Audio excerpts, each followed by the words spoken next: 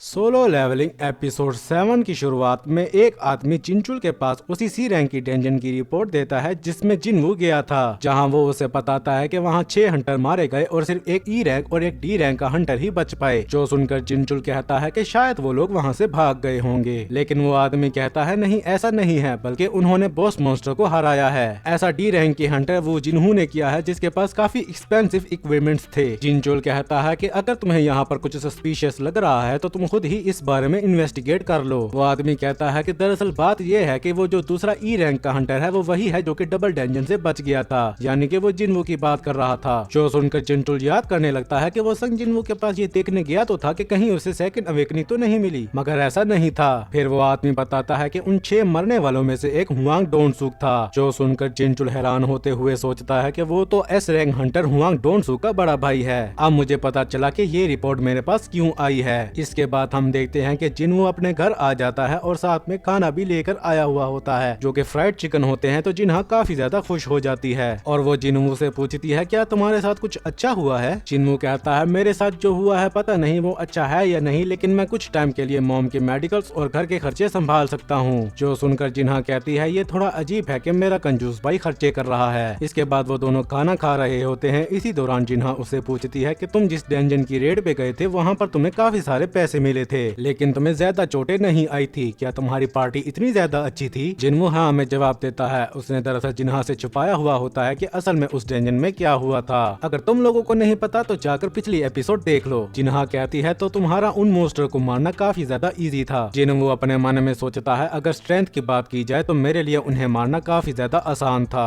उस वक्त मैंने बिना हिचकिचाए उन सबको मार दिया था। अगर मैं पहले जितना ही कमजोर होता तो शायद वहाँ से भाग जाता। वो सोचता है क्या मेरे लेवल अप करने के साथ साथ मैं ब्रेव भी बन रहा हूँ, लेकिन मैंने जिनको मारा वो कोई मॉन्स्टर नहीं बल्कि इंसान थे। मगर चाहे जो भी हो मुझे अपनी फैमिली के लिए स्ट्रॉन्ग बनना ही होगा और मुझे जिंदा रहना होगा। अगर मेरे साथ ऐसा दोबारा होगा तो मैं दोबारा से ही ऐसा ही करूंगा। फिर वो बियर पीता है तो उसके सिस्टम में नोटिफिकेशन आता है कि आपकी बॉडी में एक हार्मफुल सब्सटेंस डिटेक्ट किया गया है, जो 3 सेकंड बाद अपने आप ही डिटॉक्सिफाइड हो जाता है, जिससे जिनवू का सारा नशा उतर जाता है। जिनवू को ये बात समझ नहीं आती तो वो दोबारा से बियर पीकर इस चीज को टेस्ट करता है तो दोबारा ही उसे वही नोटिफिकेशन आता है। वो इस चीज को मजीद टेस्ट करने के लिए सारी बियर उठाकर अपने कमरे में चला जाता है। वो अपने कमरे में जाकर सारी बियर पी जाता है, मगर उसे जरा सा भी नशा नहीं चढ़ता। वो सोचता है क्या ये सिस्टम की कोई स्किल है। वो इस चीज को चेक करता है तो उसे पता लगता है कि उसे एक ब्लेसिंग मिली हुई है, जिसके जरिए वो अपनी रीजनरेशन बढ़ा सकता है और किसी भी टॉक्सिक को डिसेबल कर सकता है। जिनवू सोचता है कि शायद ये स्किल मुझे डबल डेंजन के रिवॉर्ड में मिली होगी। मेरे साथ उस वक्त काफी कुछ हो गया था तो मैंने इन सब चीजों को चेक ही नहीं किया था, और क्या शायद इसी वजह से मेरे हाथ और पैर दोबारा से रीजनरेट हो गए थे। ऐसी बहुत सी चीजें हैं जो कि मैं अभी नहीं जानता। इसके बाद वो सो रहा होता है, तभी जिन्हा उसके कमरे में आकर कहती है कि कोई यू जिन्हू नाम का आदमी आपको बुला रहा है। जो सुनकर वो उससे मिलने के लिए जाने लगता है। तभी जिन्हा देखती है कि जिन्हू ने सारी बियर पी ली है तो वो उसे कहती है कि तुम्हें इतनी बियर नहीं पीनी चाहिए, ये सेहत के लिए ठीक नहीं है। जिन्हू उसके सर पर हाथ रखते हुए कहता है मैं बिल्कुल ठीक हूँ, जिस पर जिन्हा अपना मुंह बनाते हुए कहती है कि अगर मैं डॉक्टर बन गई तो तुम्हारा इलाज कभी नहीं करूंगी। इसके बाद जिन्हू जिन्हो से बात करने के लिए एक रेस्टोरेंट में आया हुआ होता है, जहाँ जिन्हो उसकी जान बचाने के लिए एक बार फिर से शुक्रिया अदा करता है। जिन्हू कहता है कोई बात नहीं, तुमने भी एसेंस स्टोन्स देकर मेरी काफी मदद की थी, और सबसे बड़ी बात तुमने तो मेरे बारे में किसी को बताया भी नहीं है। जिन्हो कहता है तुमने ऐसा इसलिए किया था क्योंकि उन्होंने पहले तुम्हें मारने की कोशिश की थी, तो ये सिर्फ एक सेल्फ डिफेंस था। फिर जिन्हो पूछता है तो बताओ आखिर तुम मुझसे क्या कहना चाहते हो। जिन्हो कहता है मैंने सोचा क्यों ना हम आपस में एक स्ट्राइक टीम बना लें, मगर जिन्हो उसकी बात पूरी होने से पहले ही मना कर देता है और वहाँ से जाते हुए कहता है कि मैं किसी अमीर इंसान के साथ घूमना फिरना नहीं चाहता। तभी जिन्हो उसे रोककर कहता है मैं चाहता हूँ कि तुम सिर्फ मेरी 19 रेड में मदद करो। जो सुनकर जिन्हो पूछता है क्या तुम कोई गिल्ड मास्टर बनना चाहते हो। जिन्हो कहता है एक बार पहले मेरी पूरी बात तो सुन लो, जिस पर जिन्हो मान जाता है। जिन्हो उससे बताता है कि मैं एक गिल्ड मास्टर का लाइसेंस हासिल करना चाहता हूँ, जो कि हमें सिर्फ एक ही शर्त पे मिलता है अगर हम 20 दफा मिशन पर गए हो तो, और हम जिस मिशन में गए थे वो मेरी पहली रेड थी। एक कंपनी बनाने के लिए मैंने सारी स्टडीज कर ली है, तो मुझे पूरा यकीन है कि रिटर्न एग्जाम में मुझे कोई प्रॉब्लम नहीं होगी, लेकिन मेरी कॉम्बैट स्किल इतनी ज्यादा नहीं है। जिन्हू कहता है तुम तो यूजिन कंपनी के सेकंड यंग मास्टर हो, तो तुम्हें आखिर ऐसा करने की क्या जरूरत है। जिन्हू कहता है मैं ऐसा अपनी कंपनी के लिए ही कर रहा हूँ, सच बताऊं तो मेरे डैड चाहते हैं कि मैं एक गिल्ड बनाऊं। जो सुनकर जिन्हू अपने मन में सोचता है कि डंजन्स वाकई में काफी ज्यादा खतरनाक होते हैं, लेकिन वहाँ पे काफी रेयर ट्रेजर्स भी मिलते हैं। माना क्रिस्टल और एसेंस स्टोन तो सिर्फ उसका एक हिस्सा है। हम हाई रैंक के मॉन्स्टर की बॉडी को इक्विपमेंट्स बनाने के लिए मटेरियल्स के तौर पर भी यूज कर सकते हैं। वो उससे पूछता है क्या तुम गिल्ड इसलिए बना रहे हो जिससे डंजन से मिलने वाली लूट डायरेक्ट कंपनी को मिलेगी। जिन्हो कहता है तुमने बिल्कुल सही कहा, मेरे फादर का प्लान है कि वो एक एस रैंक के हंटर को गिल्ड मास्टर बनाएंगे और मेरे भाई को वाइस गिल्ड मास्टर बना देंगे ताकि गिल्ड को एक कंपनी की तरह चलाया जा सके। जो सुनकर जिन्हो कहता है कि तुम ऐसा कैसे करोगे, हमारी कंट्री में तो सिर्फ 7 ही एस रैंक के हंटर्स हैं। क्या तुम किसी दूसरे गिल्ड से एक एस रैंक हंटर हायर करने के बारे में सोच रहे हो? मेरी मानो तो तुम्हें ऐसा नहीं करना चाहिए, अगर ऐसा करोगे तो तुम्हें काफी ज्यादा प्रॉब्लम हो सकती है। जिन्हो कहता है कि मेरा भाई कोई अवेकनर नहीं है तो वो गिल्ड मास्टर नहीं बन सकता, इस वजह से मैं एक्सपीरियंस हासिल करके एक गिल्ड मास्टर बनना चाहता हूँ। फिर वो जिन्हो से कहता है कि अगर तुम अपनी पावर्स छुपा कर बड़ी डंजन्स में हिस्सा लेना चाहते हो तो तुम्हें भी मेरी मदद की जरूरत पड़ेगी, और जब मेरे फादर देखेंगे कि मैं सिर्फ एक ई रैंक के हंटर के साथ ही रेड्स कर रहा हूँ तो वो मुझे स्ट्रॉन्ग समझेंगे। वो अपने मन में सोचता है कि जिन्हो एक बी रैंक या उससे हाई रैंक का हंटर तो है ही, अगर मैं किसी गलत इंसान के साथ काम करूंगा तो ये मेरे लिए बुरा होगा, लेकिन जिन्हो इस काम के लिए बिल्कुल परफेक्ट है। फिर वो उसे एक डॉक्यूमेंट देते हुए कहता है कि ये वो जगह है जहाँ पर हम गिल्ड बनाने के बारे में सोच रहे हैं, जिसकी कीमत 30 बिलियन तो होगी और मैं बस तुम्हें यही ही दे सकता हूँ। जिन्हो अपने मन में सोचता है कि 19 रेड्स के लिए 30 बिलियन काफी ज्यादा पैसे हैं, लेकिन अगर सिर्फ मैं ही एक लौता इंसान हूँ जो लेवल अप कर सकता है तो एक टाइम ऐसा भी आएगा जब मैं एस रैंक नहीं बल्कि एस रैंक से भी ज्यादा पावरफुल बन सकता हूँ। उस हिसाब से 30 बिलियन मेरे लिए कोई ज्यादा प्राइस बिल्कुल भी नहीं है, और वैसे भी मेरा किसी दूसरे इंसान के साथ काम करना काफी रिस्की है, इस वजह से वो उसकी ऑफर को मना कर देता है। ये कहकर वो वहाँ से जाने लगता है। तभी जिन्हो उससे कहता है अगर तुम मेरे साथ काम करोगे तो मैं तुम्हारा सिगरेट किसी को भी कभी नहीं बताऊंगा। एक तरह से वो उसे धमकी देने की कोशिश कर रहा था और जिन्हो भी उसे काफी गुस्से बड़ी निगाहों से देखता है, जिसे वो घबरा जाता है, मगर जिन्हो उसे बिना कुछ कहे वहाँ से चला जाता है। इसके बाद हम डॉन सूक को देखते हैं जो कि डॉन सूक का भाई है और इसे हमने पिछले एपिसोड के बिल्कुल लास्ट में देखा था, जहाँ पर वो जिन्हो और जिन्हो की इन्फॉर्मेशन लाने का किसी को कहता है। वो कहता है कि मेरे भाई को किसी ने मार दिया है। उसके साथ वाली असिस्टेंट कहती है कि अभी इस बात को कंफर्म नहीं किया गया है, मगर वो उसे चुप कराते हुए कहता है कि तुम मुझे वो डॉक्यूमेंट्स दो जो मैंने तुमसे मंगवाए हैं, जिस पर वो उसे वो डॉक्यूमेंट्स दे देती है। फिर वो उससे पूछता है कि अगर मैं किसी दूसरी कंट्री में किसी इंसान को मार दूं तो क्या होगा, जिस पर वो लड़की कहती है क्या आप वाकई ही में ऐसा करना चाहते हैं। फिर वो लड़की बताती है कि अगर उस कंट्री में हंटर्स के लिए ट्रीटी होगी तो तुम्हें प्रोसिक्यूट कर दिया जाएगा, लेकिन हमारी उस कंट्री के साथ अगर अच्छे ताल्लुकात हुए तो तुम्हें यहाँ वापस भेज दिया जाएगा और इसके बाद तुम उनसे नेगोशिएशन भी कर पाओगे। डॉन सू कहता है अगर ऐसी बात है तो मेरे शेड्यूल्स फिक्स कर दो। वो लड़की कहती है अगर तुम अचानक ऐसा करोगे तो गिल्ड को इससे प्रॉब्लम हो सकती है। वो कहता है ठीक है, जब तक मेरा शेड्यूल क्लियर नहीं हो जाता मैं तब तक वेट करूंगा। और वो जिन्हो और जिन्हो की रिपोर्ट देखते हुए कहता है मैं उम्मीद करता हूँ कि तुम अब तक जिंदा होगे। इसके बाद जिन्हो और जिन्हा पार्क में मॉर्निंग एक्सरसाइज करने के लिए आए हुए होते हैं। जिन्हो कहता है कि तुम एक्सरसाइज तो नहीं किया करती, कहीं ऐसा तो नहीं कि फ्राइड चिकन खाने की वजह से तुम्हारा वजन बढ़ गया है। जो सुनकर जिन्हा गुस्सा हो जाती है और उसे अपने पैर से मारती है। फिर वो रनिंग करने लगते हैं। इस दौरान जिन्हो उससे पूछता है कि अगर तुम्हें 30 बिलियन मिले तो तुम क्या करोगी। जिन्हा कहती है सबसे पहले तो मॉम की मेडिकल पे करूंगी और अपनी ट्यूशन फीस पे करूंगी। जिन्हो पूछता है उसके बाद क्या। जिन्हा कहती है शायद मैं उन्हें सेव कर लूंगी, मुझे नहीं पता क्योंकि ये काफी ज्यादा पैसे हैं। इसके बाद जिन्हो भागते हुए उसे काफी ज्यादा आगे निकल जाता है। जिन्हा उसे देखकर कहती है कि भले ही वो एक ई रैंक का हंटर है लेकिन एक हंटर तो हंटर ही होता है। इसके बाद जिन्हो अपना डेली क्विस्ट का रिवार्ड चेक कर रहा होता है, तभी वो कुछ नोट करता है। वो देखता है कि उसने इस बार 11 किलोमीटर रनिंग की है। वो सोचता है क्या गोल पूरा होने के बाद भी काउंटिंग होती रहती है। वो इस चीज को चेक करने के लिए पुशअप्स लगाता है तो वो वाकई ही में काउंट हो रहे होते हैं। तभी जिन्हा भी भागते हुए वहाँ पर आ जाती है जो कि काफी ज्यादा थकी हुई होती है। वो उसे कहती है आखिरकार मैं तुम तक पहुँच ही गई, मगर जब वो सामने देखती है तो जिन्हो एक बार फिर से रनिंग करने के लिए चला जाता है। इसके बाद वो अपनी सारी एक्सरसाइज करता है जो कि उसे डबल हो जाती है जितना कि उसे गोल मिला होता है, मगर इससे ज्यादा वो काउंट नहीं करते। तभी उसकी क्वेस्ट एक सीक्रेट क्वेस्ट में तब्दील हो जाती है। जिन्हो जब उसे चेक करता है तो वहाँ पर उसे दूसरे रिवार्ड के साथ एक और रिवार्ड मिलता है, ब्लेस्ड रैंडम लूट बॉक्स और कर्स्ड रैंडम लूट बॉक्स। जिसे देखकर जिन्हो सोचता है कि आखिर कर्स्ड कौन चूज करेगा, तो वो ब्लेस्ड वाला चूज कर लेता है, जिस पर उसे एक बॉक्स मिलता है जिसके अंदर से एक बार फिर से एक चाबी निकलती है। जिन्हो जब उसके स्टैट्स चेक करता है तो वो एक S rank dungeon demon castle की होती है। तभी अचानक जिन्हो उसके स्टैट्स पढ़ते हुए थोड़ा शौक हो जाता है और वो मुस्कुराने लगता है। वो देखता है कि वहाँ जाने पर उसे एलिक्सर ऑफ लाइफ मिल सकता है जिसके जरिए वो किसी भी कर्स्ड और बीमारी को ठीक कर सकता है। वो सोचता है कि इसके जरिए से वो अपनी मॉम को ठीक कर सकता है। इस वजह से वो वहाँ जाने का डिसाइड करता है। वो एक बहुत बड़ी बिल्डिंग के पास आ जाता है जहाँ पर वो अपनी चाबी सामने करता है तो वहाँ पर एक बहुत बड़ा गेट अपीयर हो जाता है। जिन्हो सोचता है कि ये एक एस रैंक की डंजन है, यानी कि जेजू आइलैंड जितनी ही खतरनाक, जहाँ पर एस रैंक के हंटर भी फेल हो गए थे। फिर वो अंदर जाते हुए सोचता है क्या मैं इन मॉन्स्टर को हरा भी पाऊंगा। ये बिल्कुल झूठ होगा अगर मैं ये कहूँ कि मैं डरा हुआ नहीं हूँ। अगर यहाँ पर कुछ भी बुरा हुआ तो मैं टेलीपोर्टेशन स्टोन का यूज कर यहाँ से निकल जाऊंगा। तभी उसके सामने एक बहुत बड़ा 3 सरों वाला डॉग मॉन्स्टर अपीयर होता है। जिन्वू भी अपना डैगर निकालते हुए उससे लड़ने के लिए तैयार हो जाता है। वो सोचता है कि अगर मैं हार मान गया तो मैं मारा जाऊंगा, मुझे अपना लेवल हाई करना है और स्ट्रॉन्ग बनना है। ये कहने के साथ ही वो उस मॉन्स्टर के ऊपर अटैक कर देता है। वो उसकी टांग पर अटैक करता है मगर इससे उसे कोई खास फर्क नहीं पड़ता। वो इसी तरह उसके ऊपर काफी सारे कट्स लगाता है मगर रिजल्ट सेम ही रहता है। जिन्वू भी जब देखता है कि वो उसके ऊपर कोई खास नुकसान नहीं पहुंचा पा रहा है तो वो उसके ऊपर अपने स्किल मटेरियस इंटेंस को यूज करता है, मगर वो मॉन्स्टर एक रोर करता है जिससे कि वो अपनी स्किल यूज करने में नाकाम हो जाता है। वो मॉन्स्टर उसके ऊपर अटैक करता है मगर वो उसके अटैक से बचते हुए कैसे न कैसे करके उसके एक सर के ऊपर अपना डैगर घुसा देता है। वो अपने डैगर की स्किल पैरालाइज और ड्रेन उसके ऊपर यूज करता है मगर वो मॉन्स्टर उसे उछालकर दूर फेंक देता है और वो उसके ऊपर अटैक करते हुए उसके एक हाथ को भी बाइट कर लेता है जिससे कि उसकी एचपी काफी तेजी से गिरने लगती है। वो मॉन्स्टर उसको दूर फेंक कर उसके ऊपर जोर से अपना पंजा मारता है जिससे कि एक बार फिर से उसकी एचपी गिरने लगती है। वो मॉन्स्टर उसके ऊपर दोबारा से अटैक करता है मगर जिन्वू साइड पर हटकर उसे बच जाता है। तभी वो मॉन्स्टर अपनी एक स्किल रेज का इस्तेमाल करता है जिससे कि 3 मिनट के लिए उसकी पावर डबल हो जाएगी और वो काफी तेजी से जिन्वू को एक पंजा मारकर काफी दूर गिरा देता है। वो मॉन्स्टर जिन्वू के ऊपर दोबारा से अटैक करने के लिए आता है तो जिन्वू सोचता है कि अब उसके पास इसके अलावा और कोई रास्ता नहीं है और वो अपनी स्किलफुल रिकवरी का यूज करते हुए उस मॉन्स्टर के अटैक से बच जाता है और उससे दोबारा से लड़ने लगता है। वो उसकी आंख पर अटैक करके अपनी डैगर की स्किल को यूज करने लगता है मगर उसे नोटिफिकेशन आती है कि आपके एनिमी को पेन महसूस नहीं हो रहा है और वो मॉन्स्टर एक बार फिर से उसे उछालकर दूर फेंक देता है और वो उसके ऊपर इतनी तेजी से अटैक्स करता है कि जिन्वू को बचने का मौका ही नहीं मिलता और उसकी एचपी भी काफी तेजी से गिरने लगती है और जब उसकी एचपी 30% रह जाती है तो उसे नोटिफिकेशन आता है कि आपकी एक स्किल विल पावर एक्टिवेट कर दी गई है जिससे कि अब आपको 50% कम डैमेज मिलेगा। वो मॉन्स्टर दोबारा से उसके ऊपर अटैक करने वाला होता है मगर जिन्वू उसके ऊपर धूल लाकर एक दीवार के पीछे छुप जाता है। उसकी एचपी कम होने की वजह से सिस्टम उसे बार बार वार्निंग दे रहा होता है। वो सोचता है कि जब भी सिस्टम मुझे वार्निंग देता है तब मेरी जान को काफी ज्यादा खतरा होता है। फिर वो टेलीपोर्टेशन स्टोन का यूज करके वहाँ से जाने का सोचता है, तभी वो मॉन्स्टर उसे ढूंढकर उसके ऊपर अटैक कर देता है जिसकी वजह से उसके हाथ से वो टेलीपोर्टेशन स्टोन भी गिर जाता है और वो मॉन्स्टर उसे मारकर दूर गिरा देता है। मगर जिन्वू बचते बचाते एक बार फिर से किसी दीवार के पीछे छुप जाता है। वो सोचता है कि अब मैं यहाँ से कैसे निकलूंगा। तभी वो अपने सिस्टम में देखता है कि उसके पास स्टोर ऑप्शन भी है जिसके जरिए वो कोई भी चीज बाई कर सकता है। वो वहाँ से 3 हीलिंग पोशन खरीद लेता है मगर एक पोशन से उसकी सिर्फ 100 एचपी ही पड़ती है। वो कहता है कि इतना काफी नहीं है। तभी वो अपनी इन्वेंट्री में देखता है कि उसके पास एक पॉइजन भी है जो कि उसे इंस्टेंट डेंजन के बॉस मॉन्स्टर को हराने पर मिला था। जिन्वू सोचता है कि जब उसने काफी सारी बियर पी ली थी तो उसका सारा टॉक्सिक असर खत्म हो गया था, तो वो उस पॉइजन को निकाल कर पी जाता है जिसका कोई भी नेगेटिव इफेक्ट उसकी बॉडी पर नहीं होता बल्कि उसका फिजिकल डैमेज 20% तक बढ़ जाता है। तभी वो मॉन्स्टर एक बार फिर से उसे ढूंढकर उसके ऊपर अटैक कर देता है जो कि उसे लग भी जाता है मगर जिन्वू हार नहीं मानता और एक बार फिर से उसे लड़ने के लिए तैयार हो जाता है। तभी उसे नोटिफिकेशन आता है कि आपके एनिमी की स्किल रेंज अब खत्म हो गई है जिससे कि जिन्वू के पहले किए गए अटैक का असर उस पर अब हो रहा होता है। ये देखकर जिन्वू भी उससे लड़ने के लिए चला जाता है और वो कैसे न कैसे उसकी आंख के ऊपर अटैक कर देता है जिससे कि वो मॉन्स्टर चिल्लाने लगता है। वो मॉन्स्टर उसके ऊपर अटैक कर उसे अपने जबड़ों में पकड़ लेता है मगर जिन्वू हार नहीं मानता और एक बार फिर से उसकी आंख पर अटैक करने लगता है और वो ऐसा कई बार करता है। वो मॉन्स्टर तड़पते हुए इधर उधर टकरे मारता है ताकि वो जिन्वू को खुद से छुड़ा सके मगर जिन्वू फिर भी नहीं रुकता और उस पर अटैक करता ही जाता है और आखिर में जिन्वू अपना डैगर उसकी आंख के बिल्कुल अंदर तक घुसा देता है जिससे कि उस मॉन्स्टर का काफी सारा खून निकलने लगता है, मानो जैसे वहाँ पर तो खून की बारिश ही हो रही हो और आखिरकार वो मॉन्स्टर भी मारा ही जाता है। जिन्वू को इस चीज का नोटिफिकेशन भी आता है और वो काफी बार लेवल अप करता है जिससे कि उसकी सारी चोटें भी हील हो जाती हैं और जिन्वू राहत की सांस लेता है। उस मॉन्स्टर को मारने पर जिन्वू को काफी सारे रिवार्ड्स मिले होते हैं जिसमें से उसे डीमन कास्टर की एक और की मिलती है। उसे एक ऐसी एटम भी मिलती है जिसकी कोई डिटेल्स नहीं लिखी हुई होती। वो उसे निकाल कर चेक करता है तो वो एलिक्सर ऑफ लाइफ का फॉर्मूला होता है जिसके जरिए उसे पता चलता है कि एलिक्सर ऑफ लाइफ को बनाने के लिए उसे 3 एटम्स की जरूरत है। जिन्वू खड़े होते हुए सोचता है कि अभी की फाइट ने मुझे ये बता दिया कि अभी मैं कितना ज्यादा स्ट्रॉन्ग हूँ और मैं अगर अपने करंट लेवल में डीमन कास्टर गया तो मेरा मरना तो पक्का है, लेकिन मैं बाद में यहाँ पर जरूर आऊंगा। और उसके ऐसा कहने के साथ ही ये एपिसोड यहीं पर खत्म हो जाता है। वीडियो अच्छी लगी हो तो लाइक करे, वीडियो कैसी लगी इस बारे में कमेंट्स में बताएं। इस तरह की मजीद वीडियो देखने के लिए चैनल को सब्सक्राइब भी कर दें और अगली वीडियो आने तक के लिए ईद की मत।